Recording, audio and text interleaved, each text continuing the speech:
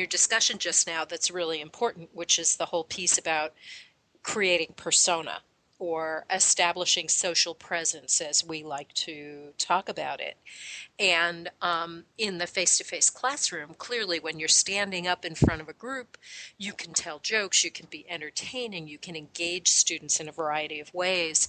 But when you're online, that becomes a lot more difficult. You have to work at establishing who you are in that online environment so that students will get to know you as a person and then also get to know each other, because it's very difficult to log on and look at text on a screen and realize that there are real people attached to that. And so you have to really work at establishing who those real people are.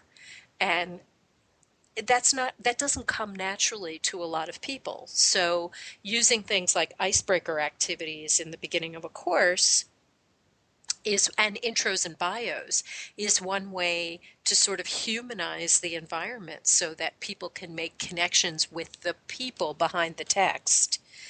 And that really helps to sort of warm up that environment and engage people and make that social connection that is so critical to the learning process.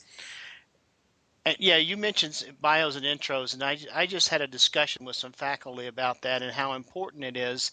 And some of the faculty mentioned to me that they didn't think that was really, an important concept within an online course. I said, no, it's critical because it does two things. It gives you an idea of who your students are. It lets you a little bit into their personal lives and lets you know who they are and where they're coming from and what they're doing.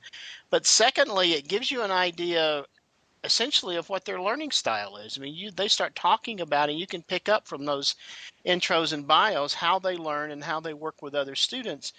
And well, there's a third piece I missed. It starts to create a community, which is very important when you start doing online classes. Is whether you do it intentionally or unintentionally, creating community is an important piece of an online class.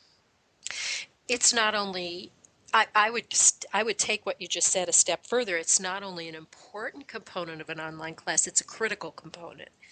And what we believe, what you and I believe and have experienced over the years, is that that is the vehicle through which the course is delivered. That if you don't create that community, if you don't work to create that community in the beginning and then sustain it throughout the course, the learning process suffers.